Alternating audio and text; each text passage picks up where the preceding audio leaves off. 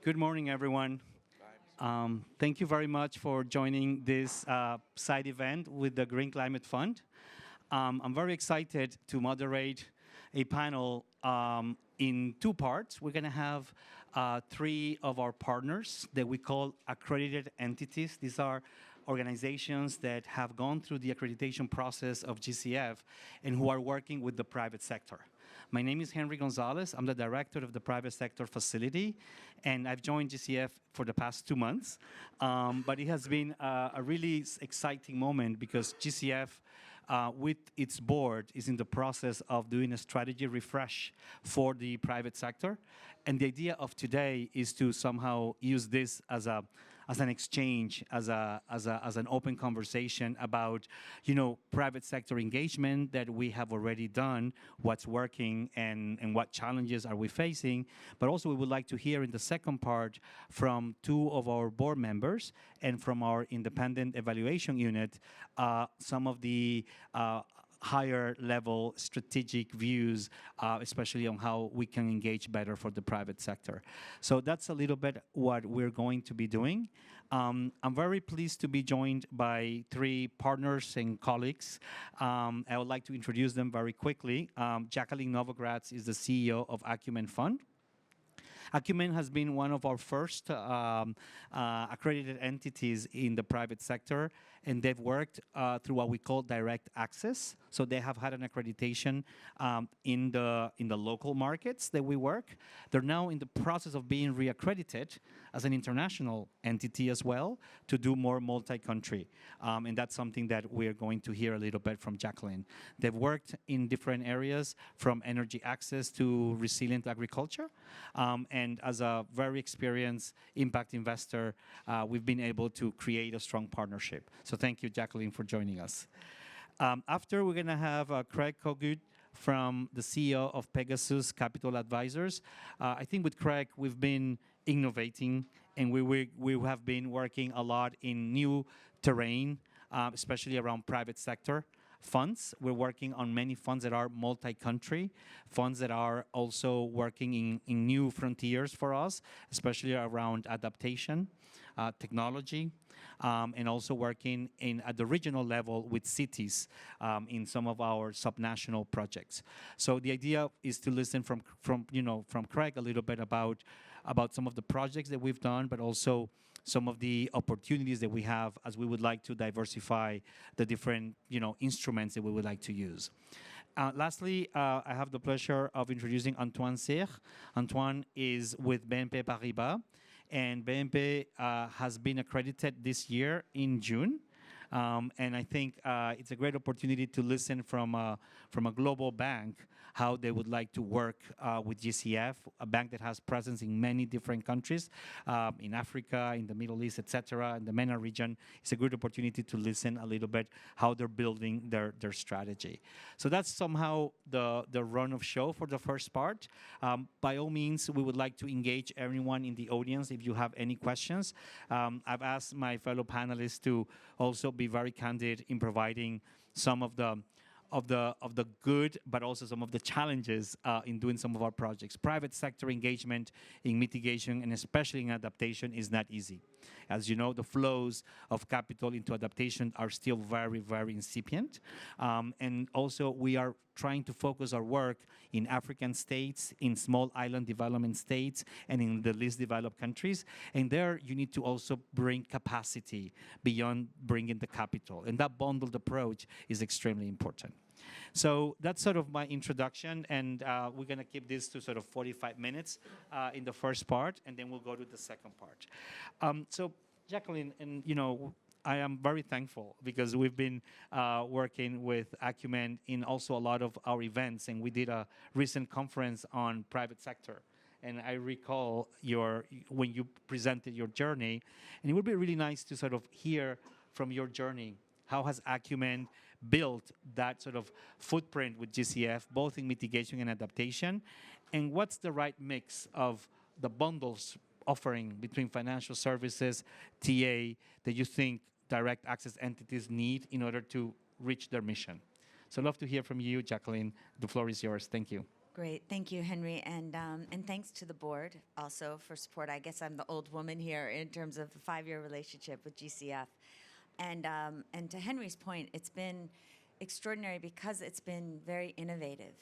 So often, at these COP meetings, we're talking about mitigation, which is so critical for the world, and yet we have to balance it with enabling low-income people to develop economically in ways that help avert long-term climate crisis. And that's really the space that Acumen has worked on for 20 years at the nexus of poverty and climate. For the first 15 years, we only used philanthropic capital that we raised so that we could help build markets that had never existed through the private sector. And probably the biggest example of that was in off-grid solar energy. We made our first investment in 2007. Again, philanthropic to allow entrepreneurs to experiment, to see what they could, to fail, to learn what it meant to price, et cetera, et cetera. By the time 2015 came around, which is when we first started speaking to GCF, we were one of the largest off-grid solar investors in the world. Today, we are the largest for the poor. And interestingly, though there were already about 26 viable companies, because there were no exits, because it was Africa, because it was a new sector, no impact investors would come in to invest. And that was when we came to GCF. We built Kawisafi 1, which was an impact fund to essentially prove that off-grid solar was a viable strategy for bringing light and electricity to the poor so that they could develop in ways that helped avert long-term climate crisis. GCF came in with a $20 million investment and $5 million of TA assistance on the side, which they actually co-created with us. How to measure, could we help build capability, even marketing in some of these more nascent areas. In 2017, we got the close and we made our first investments. The goals were that we would reach 10 million people with electricity and avert 1 million tons of carbon. The management team would be compensated first on impact and second on financial. And though 5 years into the fund, we've more than tenfold reached our goals. 120 million people have electricity, and and Kawisafi has averted 24 million tons of carbon. And it's enabling us now to see what's possible next with e-mobility and how do you actually build pathways out of poverty. The next thing that we did when I would say that the partnership with GCF also then allowed us to go from helping to start up a sector to be a real voice in the sector, so that during COVID, when we started to see 30% of companies at risk of going bankrupt because of the pandemic, we were able to catalyze a $90 million emergency relief fund that GCF anchored. 16 different institutions came in because, in part, the $25 million anchor of GCF, it meant that we had to ask institutions to be willing to take a 1% return. Truly concessionary capital that could then be lent to companies to get them through. And I think it was another really innovative way of working together. And then the third was in, as Henry said, in adaptive agriculture.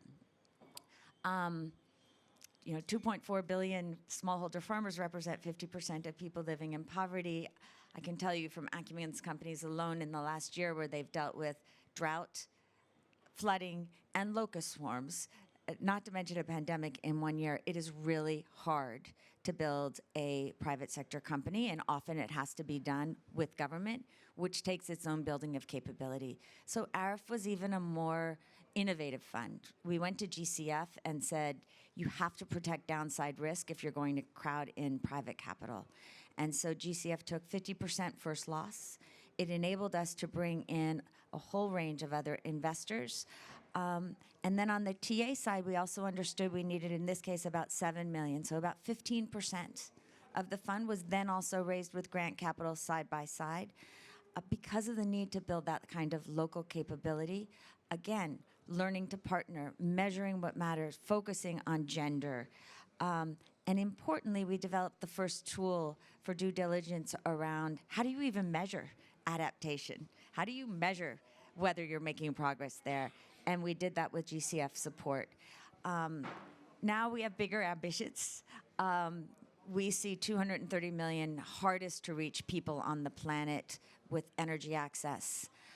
That will take another mix of capital, grant capital, concessionary debt capital, ways of getting to people living in the 15 African countries where 85% of the unelectrified live and where no capital is going. It is this kind of partnership with GCF, which I actually think what makes them so different is that they focus on the problem first and then are focused on the kind of capital that's needed with trusted partners so that we can actually solve these problems with accountability, but also with justice, which is so needed when we talk about the climate crisis. Thank you very much, Jacqueline. If I may ask a follow-on question. As you have been building these programs with our support as a partnership, our fund focuses a lot on what we call country ownership. So the engagement of the country, the engagement of different players. Can you tell us a little bit how has that been? Because for some investors, that is a big question mark, and sometimes they feel that that might limit their possibilities of investments. But I'd love to hear, in your experiences, how has that been, the engagement with the National Designated Authority and some of our partners in the field? Okay, thanks. So now we work with 11, so we're direct access with 11 different African nations. In truth, I would say in some nations, what made it more challenging to get the no objection letter so that they would become a national designated authority was fear that the private sector would crowd out the public sector funds. And I think that is a legitimate and I don't think it's a legitimate fear, but it's a real conversation. And so that, Henry, was the biggest hurdle, was to show that most of our most successful companies end up partnering with government, and we needed to have a real relationship. And so when you look at a country like Rwanda, which when we started investing in companies like Bbox and D-Light, which were bringing in off-grid solar, Rwanda already understood the need for off-grid, and it was part of their national plan. But it's only been about 4 years, and 20% of all people electrified through off-grid have come now through Kawisafi. So it's a relationship, it's partnership. But I would say the number one challenge at the beginning is to give assurance that you will learn together, you will communicate, and that the private sector is there to work hand in hand toward public sector goals. And when we're talking about electrification or we're talking about agricultural resilience, it's just so critical to have that kind of relationship. So I would say it's like anything else. It depends on the person, and it depends on, are you willing to over-communicate what you're doing, what you're learning in honest ways. Perfect. Thank you very much. Thanks, Jacqueline. We'll come back from questions from the audience. Craig, I think with Pegasus, we've also built a strong partnership, as I said, and I think innovation could be at the core of some of the programs that you're trying to lead with Pegasus. So can you tell us a little bit about your own journey, maybe provide some highlights on some of our projects and some of the challenges that you also have faced? Thank you. Well, thank you, Henry, and it's always wonderful to follow someone who's such an innovator and pioneer as a social and climate entrepreneur. And I think just before I get started, people, and this is something Jacqueline and I have talked about with GCF, you do a terrible job selling that you're an innovator. I mean, and people don't, and for the board members, GCF is such a critical innovator. So we now, we were accredited after Jacqueline. We don't have as much experience, but we have 3 projects that have become approved by the GCF board. We started as a firm investing in sustainability and health and wellness, mainly in the United States and Europe. And for a while, I've been investing more personally in emerging markets in the global south. So we decided to become accredited. And the 3 projects, 2 of which we're the principal managers for, are all incredibly innovative. And without GCF, just as Jacqueline was saying, wouldn't have gotten done. Let me describe them quickly, and then I can talk about some of them. And one other thing I'd say, during this process, we've seen GCF get much more user-friendly. And with Henry coming, GCF's about to get much more user-friendly for the private sector, too. So he's already made a big change. But you know, it was hard when we first did it, and there's an education going on about the private sector. So our first fund we did, and which is out, is a $750 million fund focused on subnational governments and projects. It's sort of a big part of where GCF's playing is in the gaps. I mean, there's so many gaps to get money and work. Jacqueline's covering a bunch of them to the Global South, but we can invest in projects from $5 to $75 million, focused on this first fund is a mitigation fund. We have 42 countries who've signed NOLs with us. Again, for those of you who don't know, non-objection letters, you cannot use GCF money without a non-objection letter. We have 42. I think we set the record, Henry. And it was hard, but not that hard. It was communicating the value to the country and really, we owe that to our partners more. So to do this, and a lot of this is partnership, we have a technical assistance facility which is administered by IUCN. That ultimately will be a $28 million facility, of which GCF committed $18 million. And by the way, and then R20 is a partner, Regions of Climate Change, which focuses on subnational governments. And then another partner is Gold Standard, which is doing our certification, both on the actual mitigation side, but on a number of other SDGs. So we have a great group which made it much easier to deal with the countries. And to explain the structure, GCF is putting up $150 million, junior to outside, other investors coming in will put up $600 million. They get their money back plus a 9% return first. And then GCF gets a 3% return. I hope in 5 years, we don't need GCF's blended finance, and you'll move on to something. This is what's called a blended finance model. The goal is that people will realize in the private sector that these investments don't need that layer of protection or effectively that subsidy. But that's not where we are by a long shot yet. And particularly, we have this diverse group of countries. We have countries in the Caribbean. We have this is deliberately with GCF's design a global fund. It's meant to be a demonstration, as is the second fund we're doing. And I can talk a lot about the projects we're doing. We're going to announce some very exciting things on agriculture parks, both in the Caribbean and in Africa this week.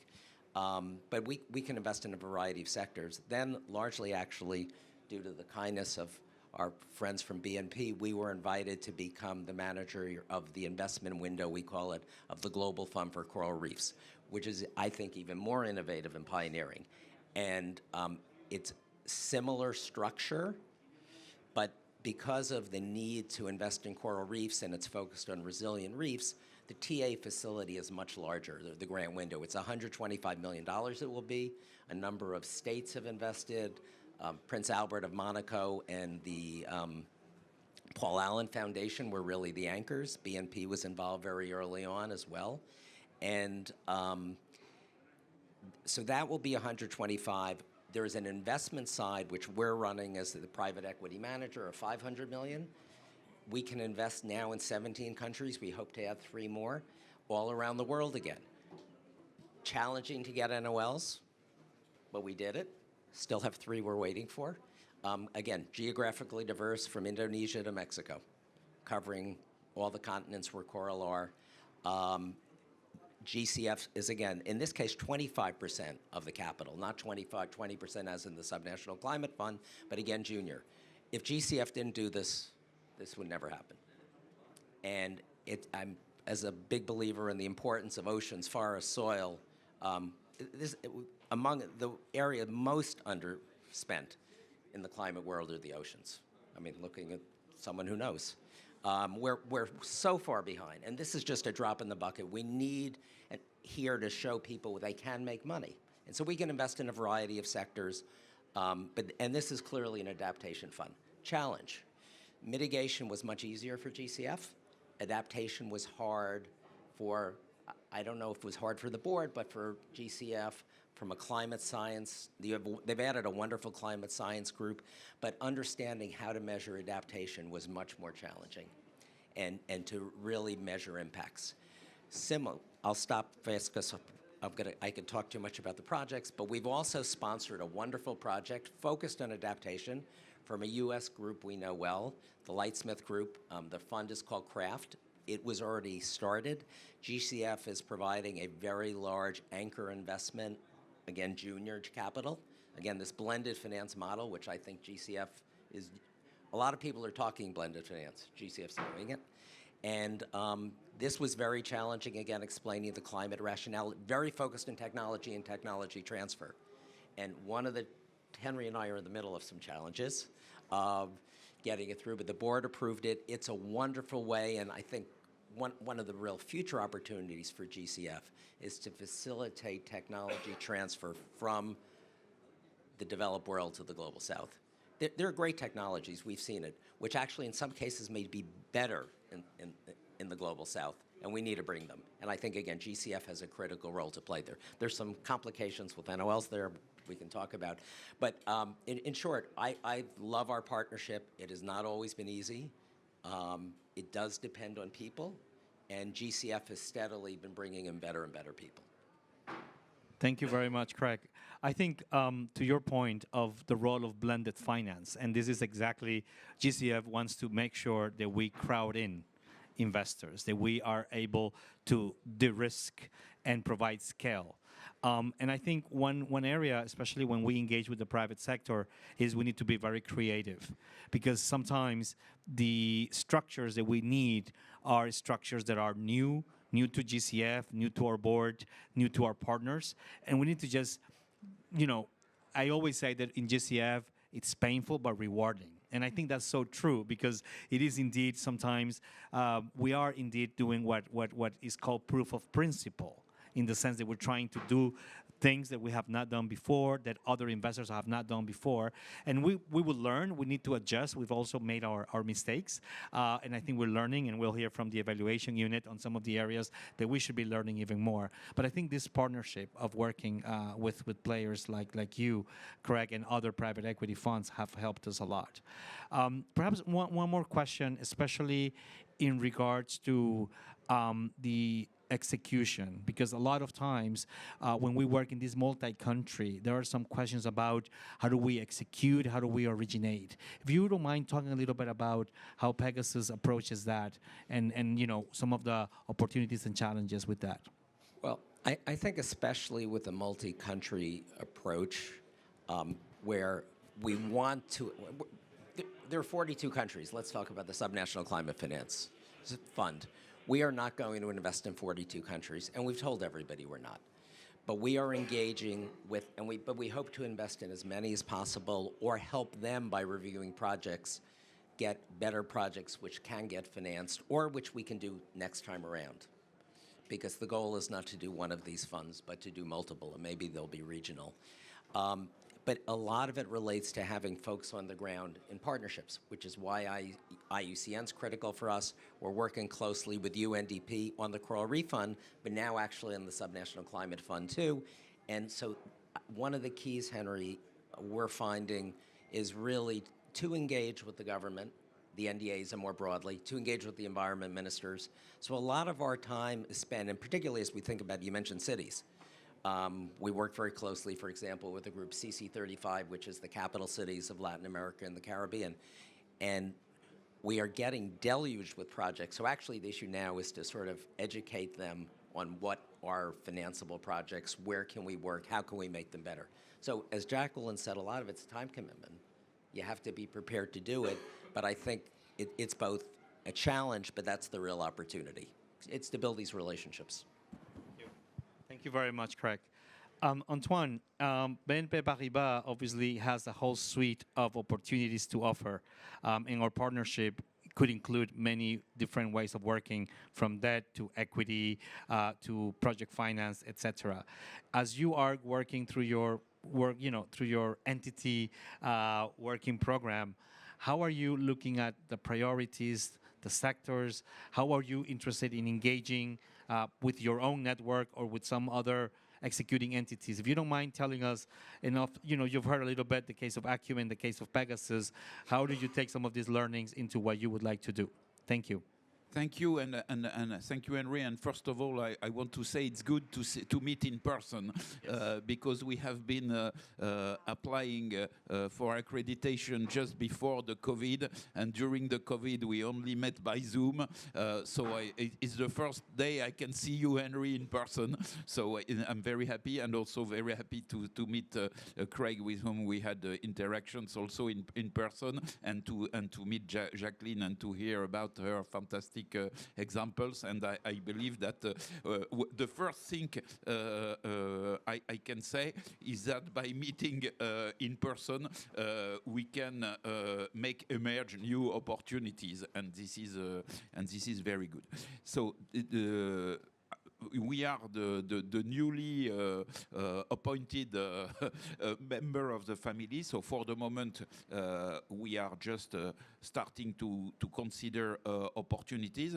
First of all, we believe that we can draw on some of the BNP Paribas forces applied to cooperation with GCF. So which are those forces? First of all, we are the largest bank in Europe, so we have a huge, of course, network of relationship with corporates and institutions, which means both the capacity to build a common project with corporates that can be off-takers. We are the leading bank in Europe for the agri-food sector. We are the leading bank for the energy sector. So a lot of sectors which are absolutely critical in building projects on ecosystem we are trusted partners with them for years and years, and this can help. Of course, with the institutions, the same thing. We are a very large bank of institution with a long relationship with MDBs, with all with of course asset managers, insurers, and this gives distribution capacities that can be of course put at the service of things we could imagine with the GCF. If I go a bit deeper and I would say that afterward, the other thing is that we have really developed a certain know-how in experimenting impact projects over the last years. And this I would summarized in 5 families on which we can draw strong relationship and interesting projects with the GCF. So the first idea is that we understand that there is a problem to access to financial services in poor areas, and that it has to be changed. We have been refinancing microfinance institutions for long, and our conclusion of this story is that microfinance is very useful because in a lot of areas people cannot do without microfinance, but if you really want to people go outside of poverty, each time they can be, I would say, dealt with by other means than microfinance, then you have to do it. And we have a very good example of a program we developed with UN Women in Senegal. In Senegal, in north of Senegal, you have 15,000 women who are farmers in an area which is very, very much affected by global warming, and they developed resilient agriculture, and we help them. Of course, we help them to acquire technology to monitor their cultures by drones or things like this. And this part is, I would say, it's grant. It's what we could call philanthropy. But there is another part which is very interesting, which is the fact that we are helping them to become a kind of corporate client of BNP Paribas. And in this area, we are used to work with a lot of corporates in Senegal, but we are absolutely not used to work with a cooperative of 15,000 women in the north of Senegal. And they are doing an incredible and trustworthy work, and probably such experiment with, for example, guarantees and the presence of players like GCF, it can change the game. And although 15,000 women is already a large number, it can allow to scale it up. So this is an example.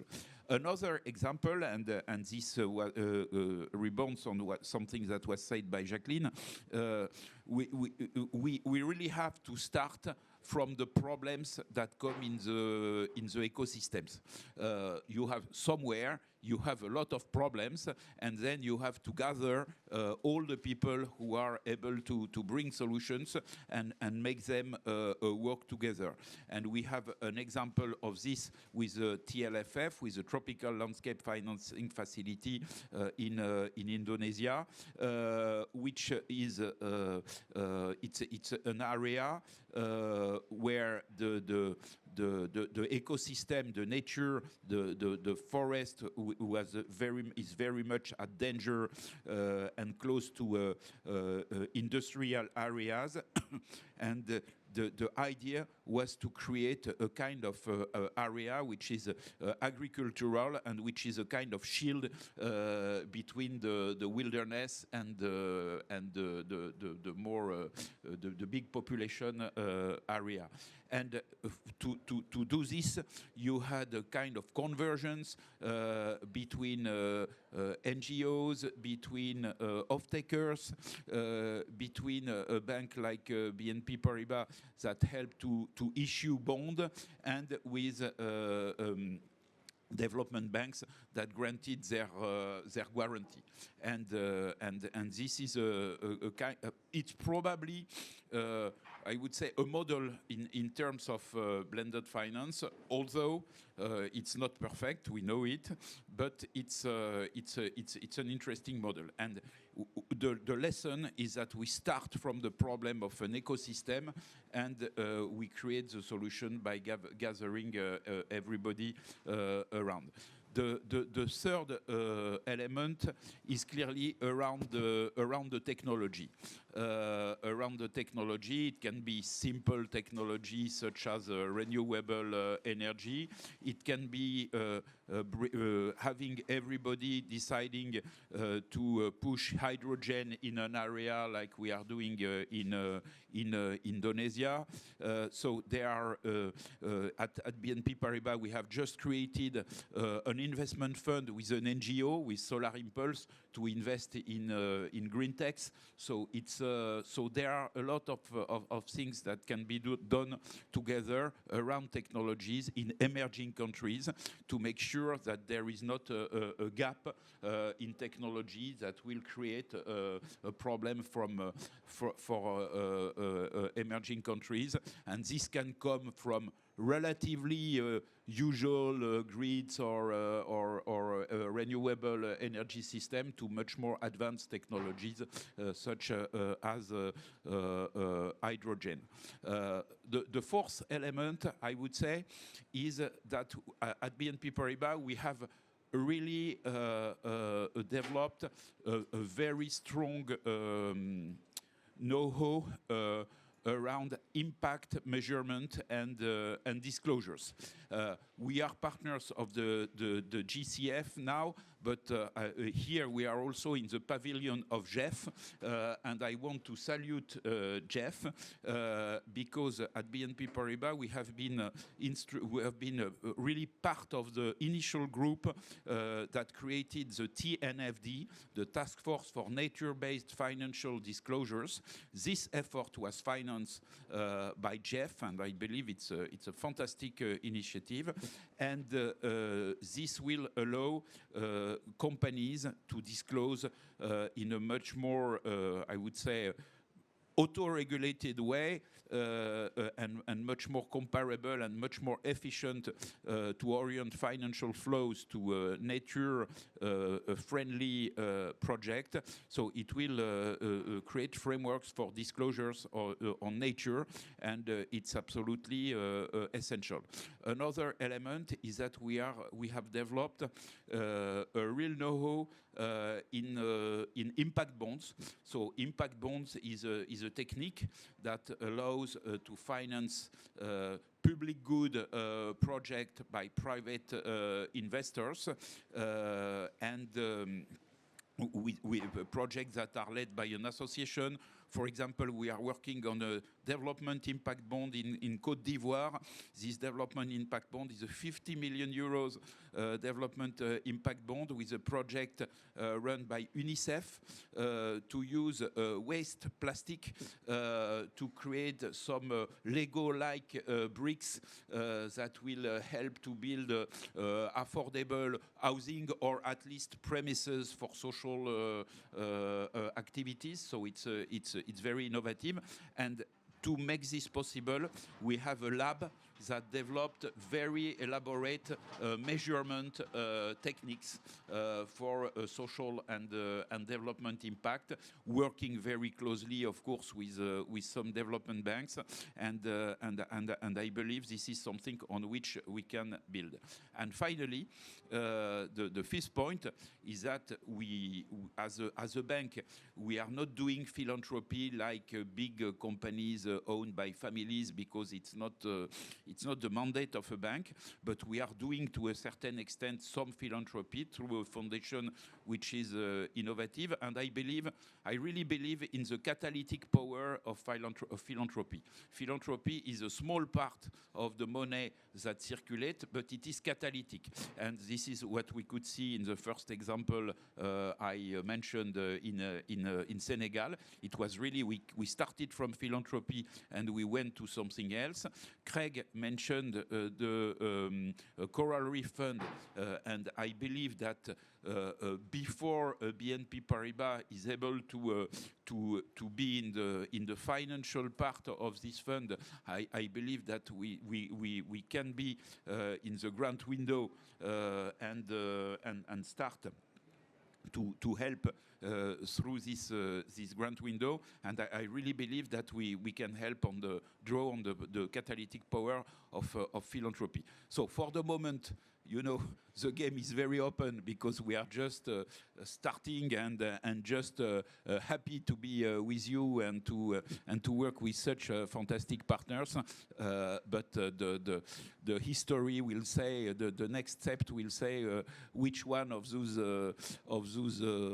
possibilities will mature and finally be our common story with GCF and other partners. Thank you very much, Antoine. And it's great to see, obviously, as a new accredited entity, the menu is open and there are a lot of opportunities. One area that we are looking in our strategy is deepening the greening of local financial services, because in local markets, there is a need to do more green lending.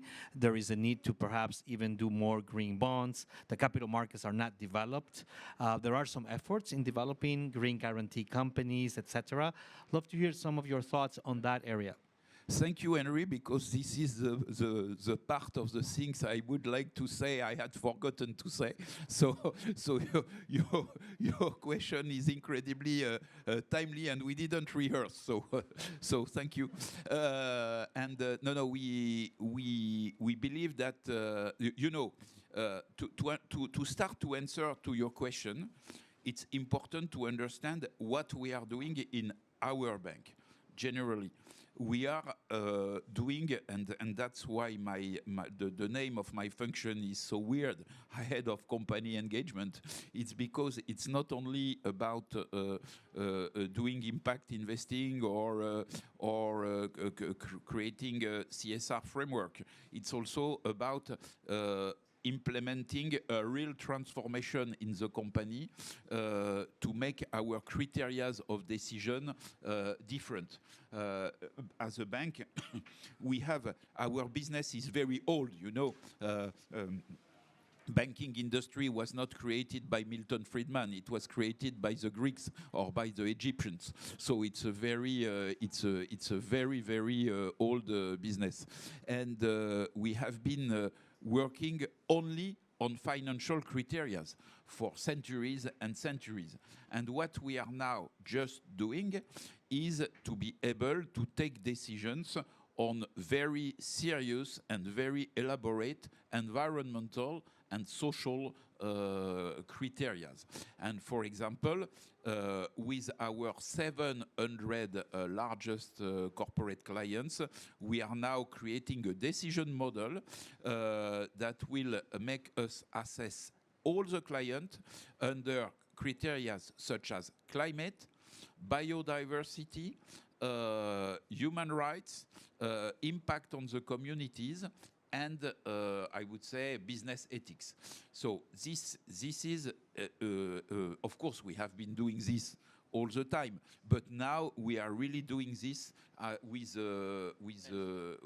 I would say, an industrial model like we do for financial decisions. And of course, what is important is that we will help all the credits that are given on the ground to follow, to a certain extent, the same model. And that's why we are working on a project which is called the MEBA project, which is a project to allow smallholders with mobile devices and databases to allow smallholders to apply for credit and microcredits that will be given on environmental and financial impact. So it's very important to fund this effort, but it's very important to make sure that when you help a smallholder, you are doing it to help nature and environment, as well as to solve a social problem. We are also doing it with our client because data is essential. For example, we are a leading bank in Europe for agri-food business, and we have agri-food clients everywhere in the world. And at one moment we say, okay, a lot of, for example, of our food traders that are our clients, they operate in Brazil, and they are related to soy and beef industry in areas such as Amazon and Cerrado, and everybody knows what happens there. So we have decided to give them a deadline, which is by 2050. But no, 2025. By 2025, they need to be at complete zero deforestation in those areas. And why 2025? Some NGOs tell us, why don't you do this right now? We say, okay, 2025, it's the time we consider needed to have them organizing the data, organizing a real system that will allow this commitment to be robust. So we consider that for 3-4 years, probably it has to be in 2023 and 2024, we will start to check with them that they are really getting ready. So we give them 1 year, and then we have, and it all relies on how they will be able to get data by satellite, how they will equip the smallholders or the larger companies. So it's a data history, and this for us it's an incredible organizational change. So I stop there because I can talk of this for hours, because it's it's a never-ending story. Thank you very much. And I think it's indeed this systemic approach that what we're doing has to indeed benefit the ecosystem. It's not a transaction per se. It's not just one investment. It's a contribution to building an ecosystem and to building systemic change, which all of you are doing. So when we talk about private sector facility, we have a heterogeneous set of partners. Here we have, an impact investment fund, a private equity fund, a global bank. We also work with other types, especially local financial institutions. We work development financial institutions, DFIs. We even work in some cases with some nonprofit organizations that are trying to crowd in private. So this is just a little bit of a taste of how our partners engage with us. I'd like to ask everyone for an applause for their very good contributions. And what I'd like to do now is I would like to invite the other part of the panel, and then at the end we will engage with some Q&A, if you agree. The idea is now, if you don't mind, staying with us. I know I would like to excuse Craig, who has another. All right, so two of my guests need to leave. So if there is a burning question for some of them, we could also provide that opportunity now, if that's okay with you, Jacqueline and Craig, for one or two questions, just to make sure that we don't leave people with a potential question. Any heart-burning questions for now? If not, I'll try to do my best and answer on your behalf. Thank you very much. And Antoine, if you could say that would be ideal. We will invite you to come to the front chairs and stay a little longer if you can. If you have to leave, I'll excuse you, and thank you very much. Thank you. And I would like to invite the second part of the panel to join us. Thank you so much. That's okay. Thanks, Jennifer. You can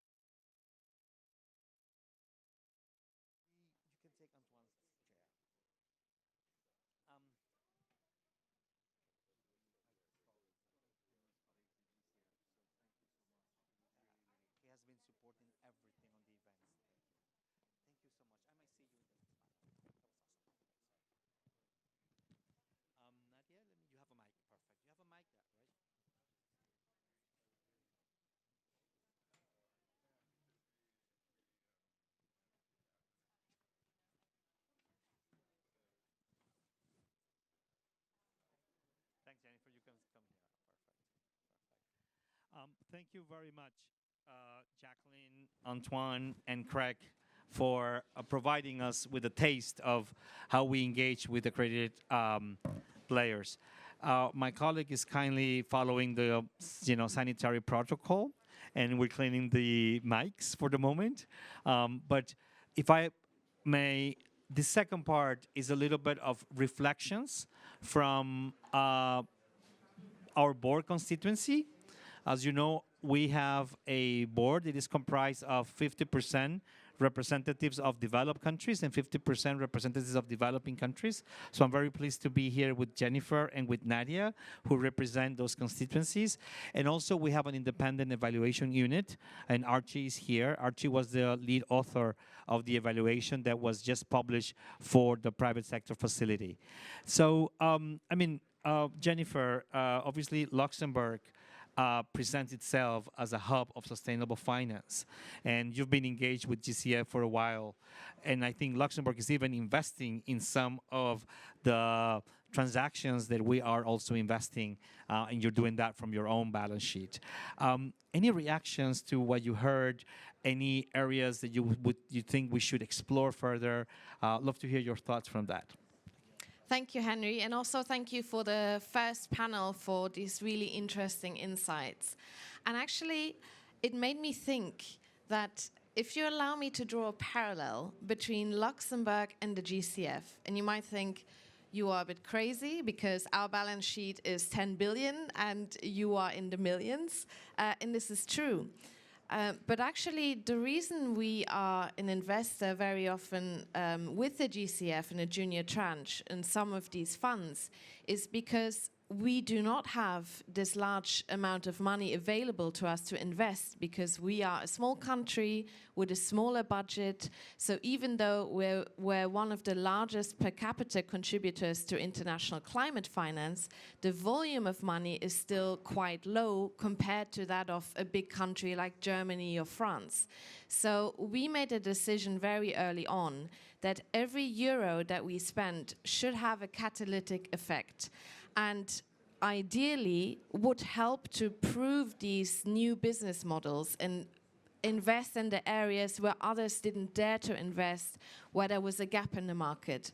So this was very early on our strategy. And I think this is exactly what the GCF is trying to do or should be. And we heard from the panel before, they had very positive words about, your innovation and structuring instruments where there's a gap in the market. And I think that's exactly where the GCF should be. Now, what I've also seen from Luxembourg's experience, and I think where the GCF could have even more of an impact, is if you decided to invest in a structure very early on. So what we have done sometimes, you know how it is. You're in the fundraising mode if you're a fund manager, and you speak to a lot of interested parties, but nobody dares to go the first step. They're asking, who is the other investor? Who's in the junior? Who's in the senior? And nobody wants to be the first because it's so innovative. It has an element of risk, but it is really interesting and it could be a really impactful fund. So I think the GCF should be that party that says, we take this leap of faith, we will go in a junior tranche to enable this domino effect that will then happen. And I think there's so many funds that fail at this stage that have maybe a really good project. That fund has a lot of potential impact, but because of this, there is still this fear in the private sector. In the traditional financial community, there's still this type of fear for these new types of projects, especially for adaptation, for oceans, for biodiversity, where we need to be investing more. And I really do believe if the GCF could be that player that takes this leap of faith and says, we will invest and others come on board, you have the biggest catalytic effect. Secondly, you will have an added benefit of being able to, let's say, put the GCF culture on it so you can help structure the instrument in a way that it works with the GCF. Now, everybody has been really positive in this panel previously, but Henry, I know, Nadia knows, everybody knows the GCF has its shortfalls. And a lot of it is also related to governance, and it translates also in how we deal with accredited entities and the private sector in particular. So there's a lot of work we still have to do.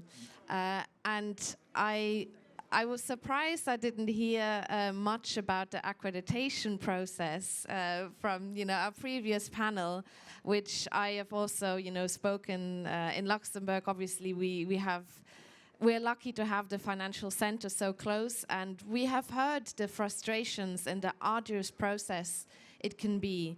So another thing, and this has been discussed in the past, a project-based accreditation would be fantastic because there is a lot of potential accredited entities that could be part of the GCF system, but they're umming and ahhing because they maybe don't have the human resources to go through the process of becoming an accredited entity, or they are scared that if they begin it, they don't know when it ends.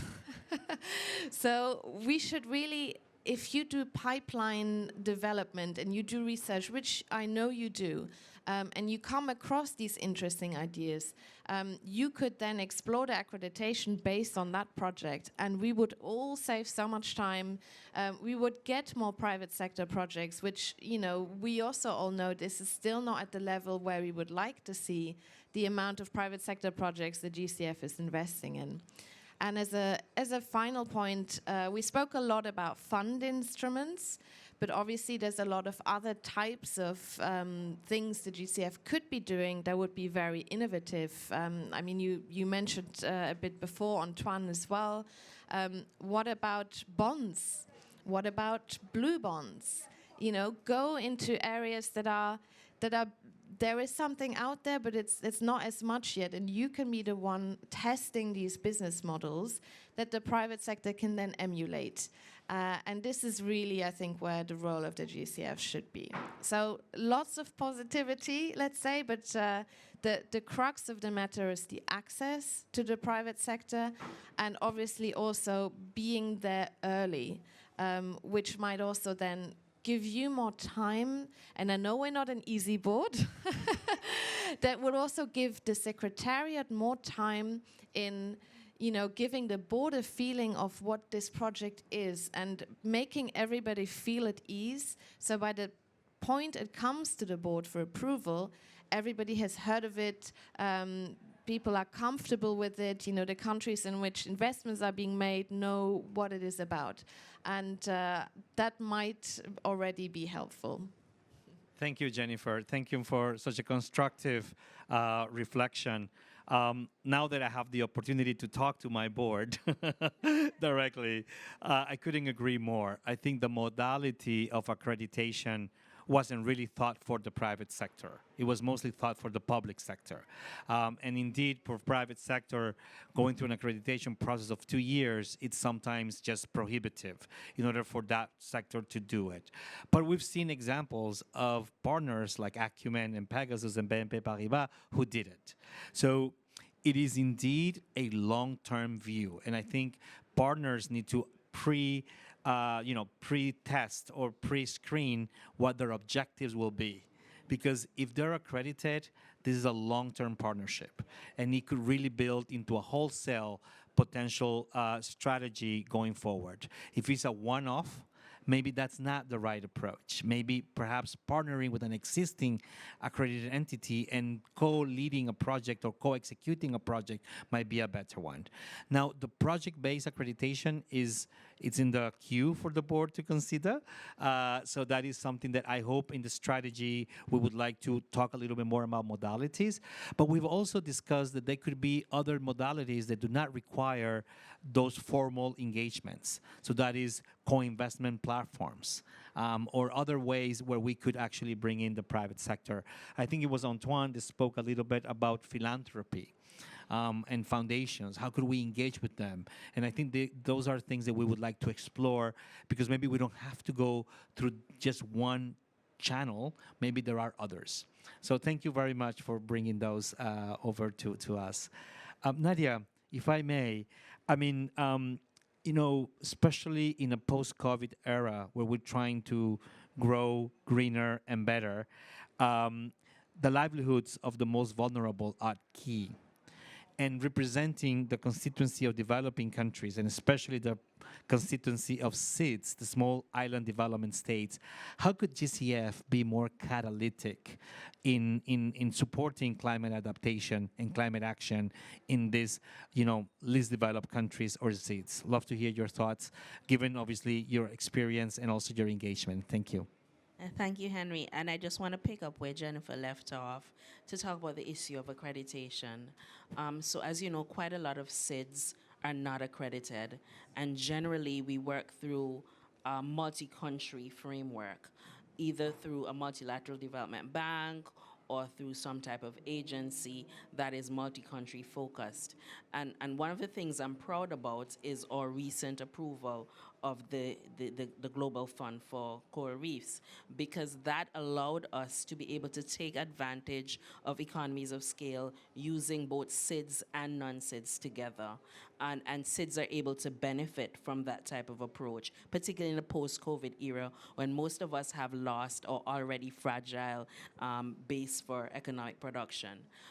We are also very appreciative of the support that can be given to further catalyze those types of funds. In the case of the GF, the Global Fund for Reefs, that fund took advantage of 17 countries coming together. And it's dealing with something that a lot of people don't see, but it is a major problem for small island states, and that is the issue of coral reefs and the bleaching that takes place. One of the things that people don't understand is small islands and even LDCs, we are suffering a lot from droughts.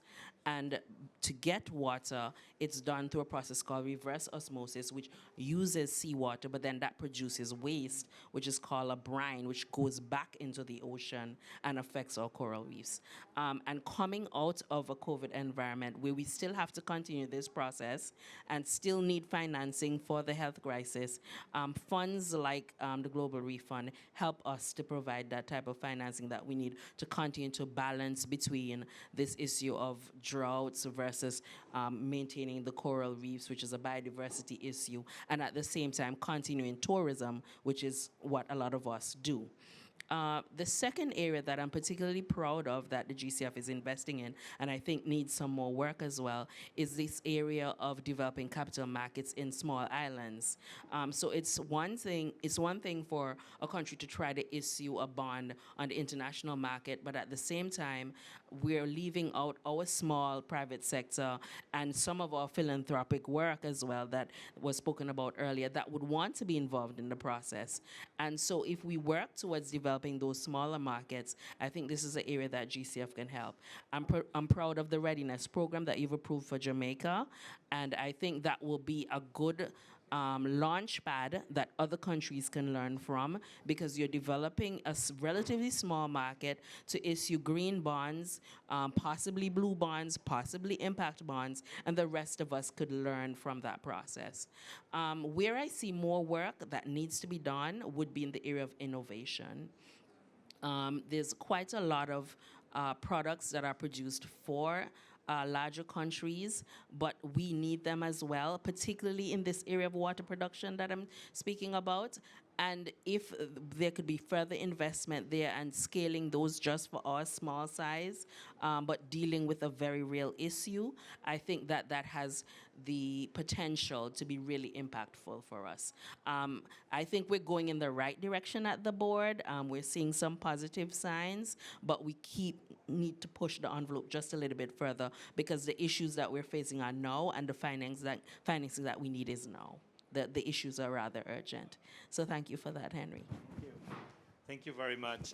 So for the GCF, we have learned through all the seats, and they're very different. The Caribbean seats are different than the Pacific seats or the African seats. The realities are different, but capacities are indeed needed.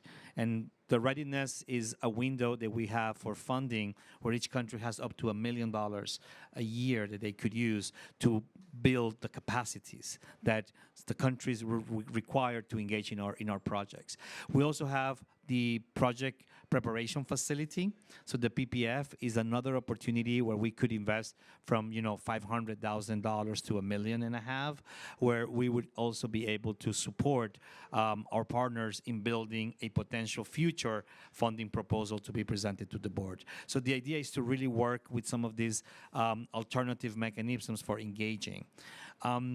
We recently had our executive director was in Barbados recently, and he had a meeting with the CARICOM prime ministers and leaders, and we indeed, that resonated to what you just said. How could you bring more innovation in order for us to align? And interesting, green banks and green bonds seems to be a common request. So we're going to be working in some of those efforts, hopefully as an opportunity to engage further with the seats. Thank you. Archie, you've been able to hear both from our board members, but also from the accredited entities. Love to hear your reflections about some of the things you heard and some of the recommendations that the evaluation unit has provided for the private sector facility. Archie and I were part of a presentation of the findings and the management response only a month into my job, but I was able to catch up and learned a lot from it. So I'd love to hear your reflections on that, Archie. Thank you, Henry. Colleagues, my name is Archie Rastogi. I work with the Independent Evaluation Unit, so we don't work directly with the Secretariat. We report directly to the board, and our task is to inform the decision-making of the board. So earlier this year, we finished an evaluation of the approach of the GCF to the private sector. And some of the findings that we had in the evaluation relate to exactly some of the issues that all of you have talked about and colleagues have talked about in the previous panel. So one of the first things that we found was exactly what you spoke of, Jenny, was the catalytic effect. And I say this with a lot of humility, that I'm sitting with two representatives of the board, but in the updated strategic plan that the board adopted last year, we find that the terms leverage and catalysis are used interchangeably. So the strategy of the GCF currently does not actually distinguish enough between catalyzing on the one hand and mobilizing or leverage on the other hand. And those are two very different approaches for very different outcomes. And so we're recommending that coming back to the mandate of the GCF is to channel finance and to catalyze finance. And therefore, the GCF could focus more explicitly on catalyzing as opposed to only leverage.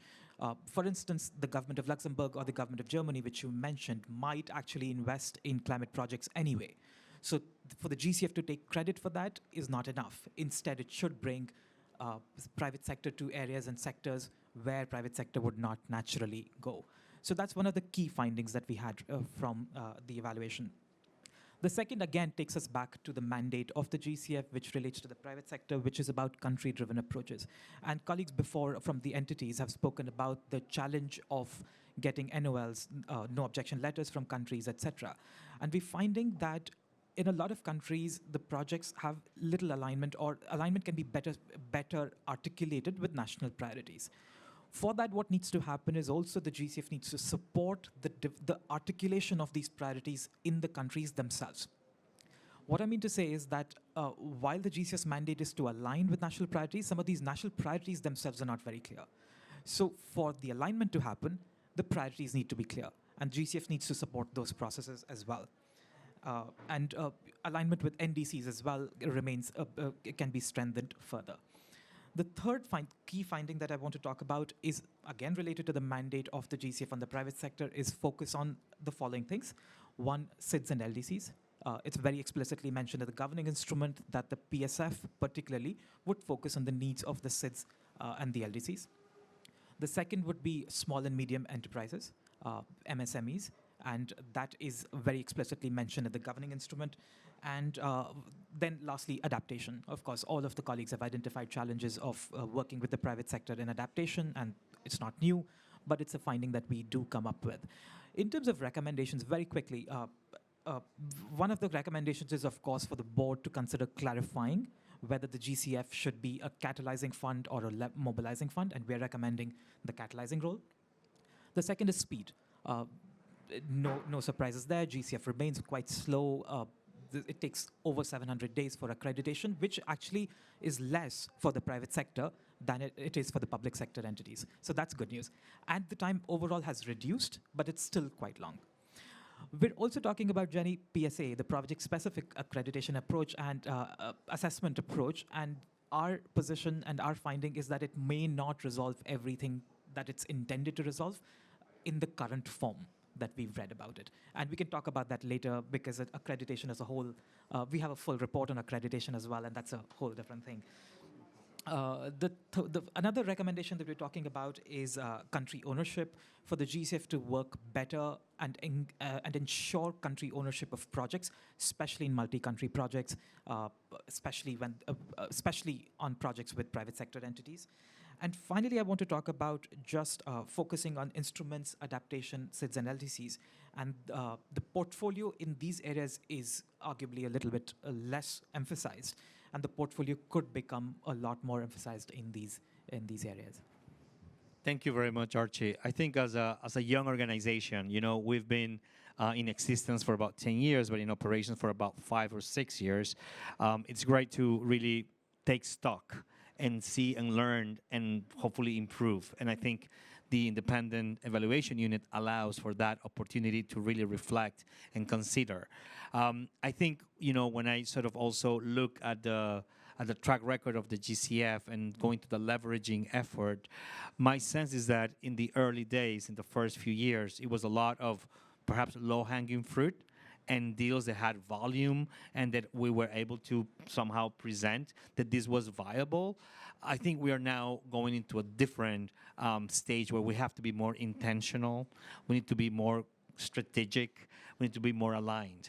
And maybe if I may ask now for another set of questions is, we have this country ownership approach where, AEs, accredited entities, present a concept note. And in the past, every concept note that came through was treated, and if it was viable, we did a funding proposal. That might not be the case. So we'd love to hear from you, Jennifer, on what we call the commitment authority. And, as we talk about GCF replenishment 1, we might be facing less opportunity for investing. How could the board look at this, and how could these issues somehow be done or dealt in a way that does not take away the core of country ownership? Any thoughts on that?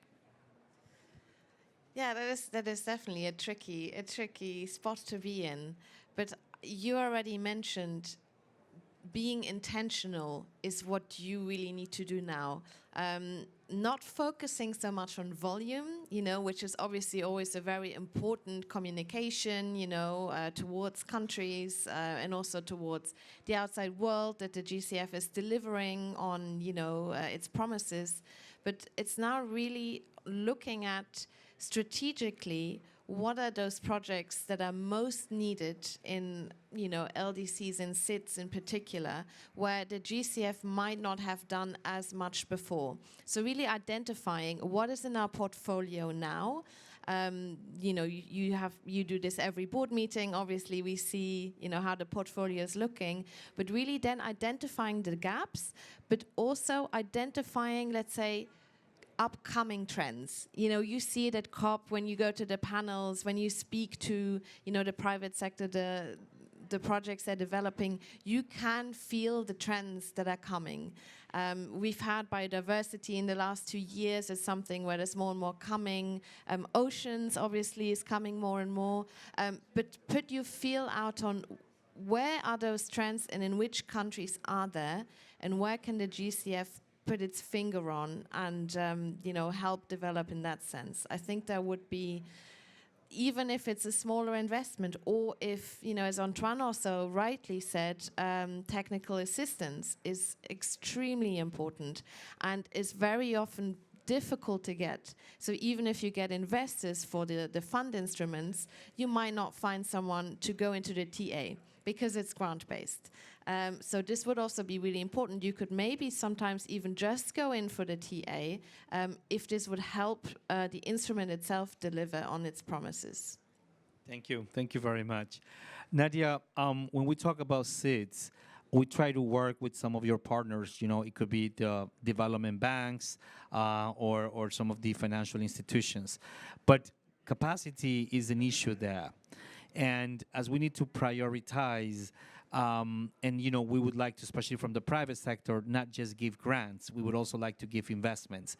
Any reflections on how to tackle some of those hurdles, some of those bottlenecks to provide more capital in the Caribbean or in other SIDS? So the balance for SIDS is to balance the investment between the TA, the debt instrument, and the grant. As you know, quite a lot of SIDS are highly indebted, and so we depend on the grants and the TA.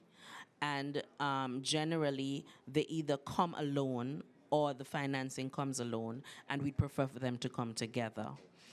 So that, for example, the blended instruments work best, where you have some grant portion, some loan portion, and some TA portion, so that in building out the portfolio, SIDS can see that along the way, we are learning from our previous experiences.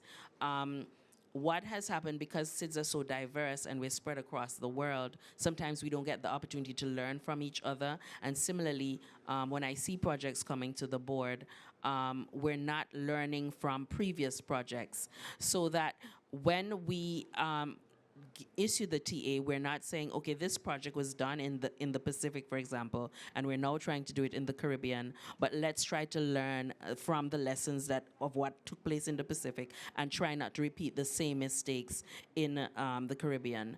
That is a way I see that SIDS could really benefit from the package. Make it wholesome, not one more than the other, and also make it multi-country in a way that we learn from the challenges that the other country has experienced. Thank you, Nadia. And we're trying to do this. We try to have exchanges. We do have forums with the Pacific, and I think we need to do more across. And I think that's something that our country programming is looking into. Archie, obviously, private sector is just one element. I believe there are about 8 evaluations for the board to consider. Any reflections on any other evaluations that you think could have some interesting considerations for the private sector, either on adaptation or any other, takeaways from other evaluations? Absolutely, Henry. Maybe I'll speak of accreditation really quickly as well, because it remains an elephant in the room when it comes to private sector especially, right? So accreditation, of course, the processes of GCF have been quite lengthy, and private sector colleagues do complain or do, it's not suitable to the speed and the character of private sector, especially as international entities would like them to be, because decision making in the private sector is far faster than a public institution can afford, such as the GCF. So that's quite understood. But for the but over the last couple of years, we've seen the discussion on the project-specific assessment approach, where an institution would not have to get institutionally accredited, but can get accredited instead for a specific project. However, in the current documents that we've not seen that intention clarified. PSAA currently, in the documents of the GCF, is intended as a complement to the institutional accreditation approach, and that's the only objective of PSA identified. If you're talking of speed, if you're talking of quick or a scale, etc., none of that is actually identified. So we have no evidence to say that this will actually reduce time, or it will make a number of entities go far faster, or it will scale up the GCF, etc. All of that is like accreditation in general, a lot of assumptions for which we have no evidence actually. So we're urging the board to consider that in its consideration of PSA and its design, if indeed it is supposed to resolve some of the challenges of speed and scale that the private sector and the PSF in particular faces. Thank you very much. Thank you to the three of you. I think you've seen a little bit the reflections of the board as the board provides the guidance to the next phase of our strategy. This is really important. In the beginning, you heard 3 executing entities, accredited entities executing our projects. So if there are any questions from the audience, we'd love to address them. If you have a question, please just raise your hand or stand up and speak up. Yes, please. Yeah, my name is Pierre from BNP Paribas. Hi, Pierre. I have one question, very important, about the private investor. I do believe that because we are immediately de-risking that all private investor will run. And I think it's much more complex than that, because there are a lot of issues. Yes.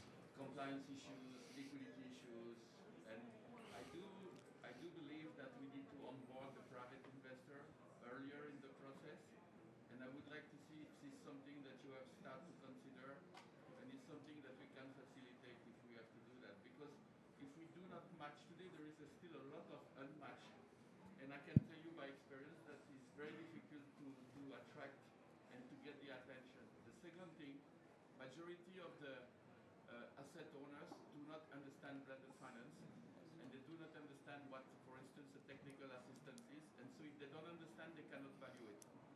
And so consequently, there is a lot of education to do also on that part. So what are your plans? So do you have some ideas about that problem, number one? And if yes, what is the plan? I'm happy to take the first stab, and Jennifer, perhaps given that you are an investor in some of the funds that have private sector. So when we partner with accredited entities, and as they are presenting their proposal, we always try to identify their pipeline of potential co-investors. And that's something that we would like to do right from the beginning. Now, as Jennifer said, sometimes our procedures take so long that perhaps other funds start doing first closing or second closing, and we might come to the fourth closing. And that presents some challenges because our board might have certain conditions or might have certain eligibility criteria that needs to be applied. And when you bring that, when the legal documents have been closed, nobody wants to reopen them. So I think one way is to address, be a sponsor right from the start and identify. Now, most of our funds have private investors as part of the mix. Either, impact investors or larger commercial investors. Some of our funds do not have it. In some others, it might be DFIs. In some, we have the mix. So sometimes we have the junior tranche that could be covered by GCF, potentially a government, as a co-investor, which is the case of Kraft, where Luxembourg and we are on the same category. Then we could also have some other DFIs or development banks, and then the senior notes might be held by pure private players. So this is a little bit, our structures have a mix of these three. Now, in regards to institutional investors, we are having conversations with pension funds and insurance companies. In the case of Kraft, there is an insurance company invested, but with pension funds, it is tricky, as you say, because for them, a lot of time they outsource a lot of the management. You know, they don't have the internal execution. And sometimes for them, it's a little bit, as you said, not so clear, the TA and how do all of these matches.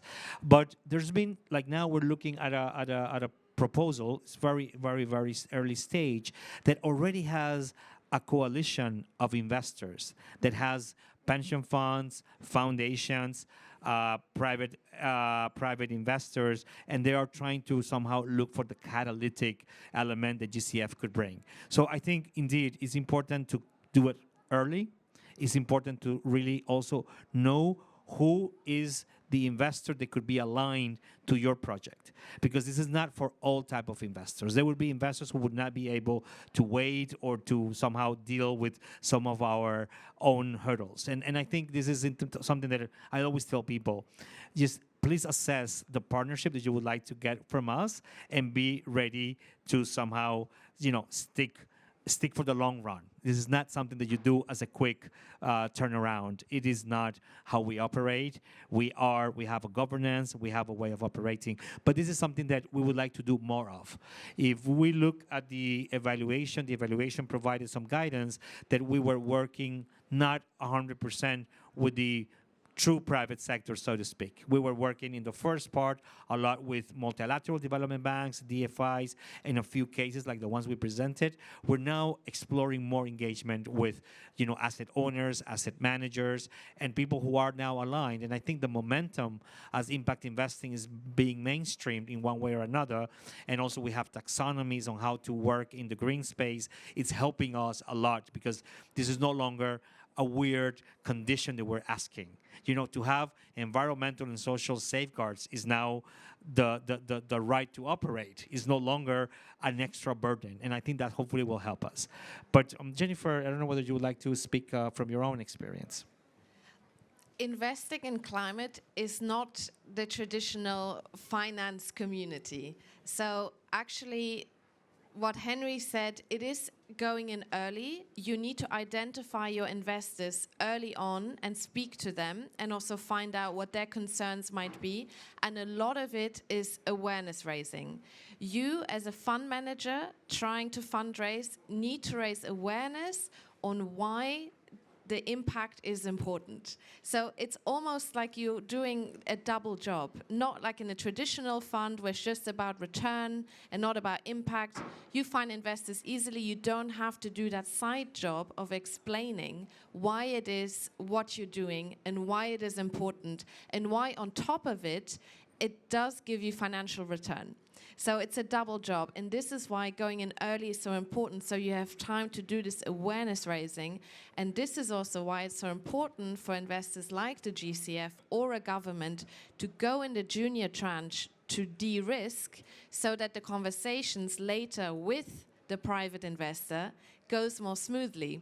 So they can say, okay, well, at least some of the losses will then be cushioned by what's already been committed to this fund. And this kind of sequencing is extremely important because you cannot fundraise without a junior tranche. It will be very, very hard to get private investors to come in. Thank you. Sure. Yes.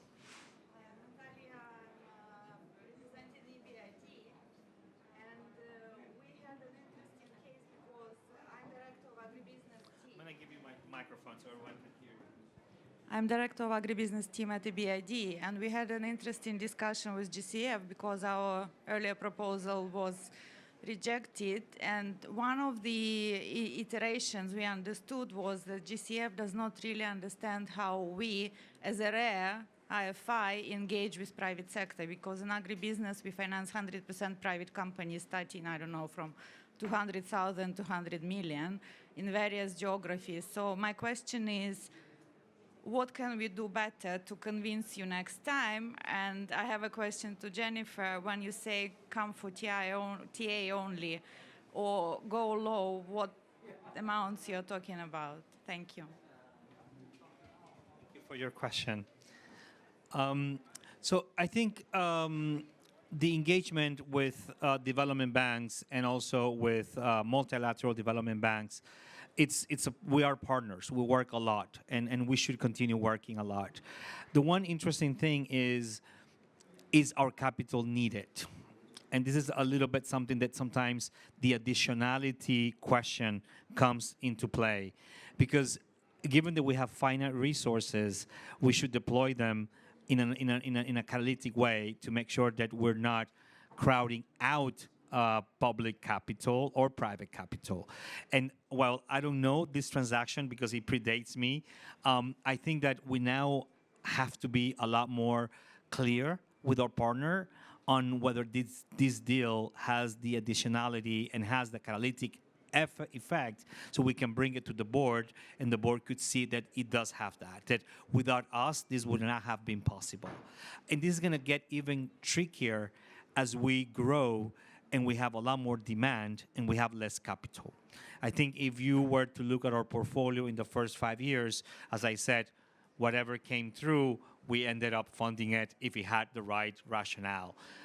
But now we're going to be having to be a lot more strategic because we also have KPIs that our board has assigned the secretariat to comply and we have to be 50% equity, 50% adaptation and mitigation. We have to have certain levels of LDCs, etc. So there are many variables now.